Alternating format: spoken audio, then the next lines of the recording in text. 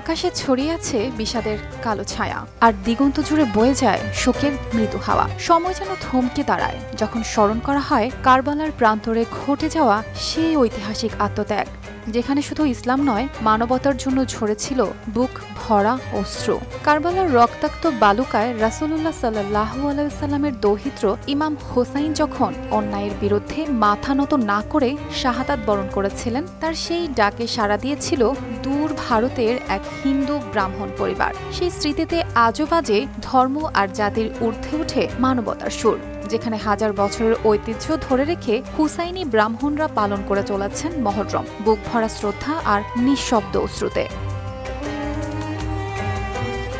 ধর্মীয় চেতনা, আত্মত্যাগ আর মানবতার অমর কাহিনী নিয়ে ফিরে আসে কারবালার স্মৃতি।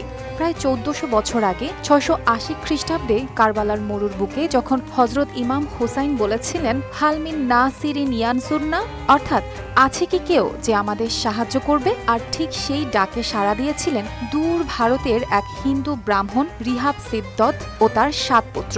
জনশ্রুতি বলে তারা সবাই আত্মবলিদান দিয়েছিলেন ইউফ্রেটিস নদীর তীরে ইমাম হোসাইনের পাশে।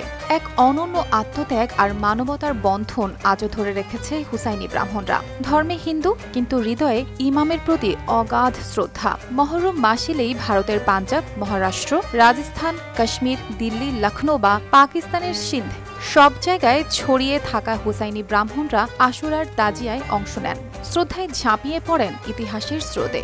কখনো তাদের মহিয়াল ব্রাহ্মণ নামেও ডাকা হয়। এই জনগোষ্ঠী সংখ্যায় কম হলেও তাদের ধর্মীয় সম্প্রীতি ও স্বকীয়তা ভারতীয় সমাজে এক উজ্জ্বল উদাহরণ। ইতিহাস ও লোককাহিনীর মিশেলে জানা যায়, ইমাম হোসেনের আবেদন পৌঁছেছিল হিন্দুস্তানের রাজা সমুদ্রগুপ্তের কাছে। তিনি তার বীর সৈন্যদের কারবালার পথে পাঠিয়েছিলেন, নেতৃত্বে ছিলেন রিহাব সিদ্দত। কিন্তু যখন তারা পৌঁছান, ইমাম হুসাইন ততক্ষণে শহীদ। তখন ক্ষোভে ও কষ্টে এই সৈন্যরা নিজেরাই নিজেদের গলা কেটে আত্মাহুতি দেন। এ নিয়ে জনশ্রুতি হোসাইনি ব্রাহ্মণদের গলার কাছে এক ধরনের কাঁটা দাগ বংশানুক্রমে থেকে যায়, যা নাকি সেই আত্মত্যাগের চিহ্ন। সেই ইতিহাসের অনুরণন আজও শোনা যায় তাদের জীবনে। তারা অনেকে মহরমে রোজা রাখেন, আবার দীপাবলিতেও অংশ নেন। সেনাবাহিনীর পরিবেশে বেড়ে ওঠায় তাদের মধ্যে ধর্মীয় ভেদাভেদও খুবই কম। অর্পিতা জাহান, RTV।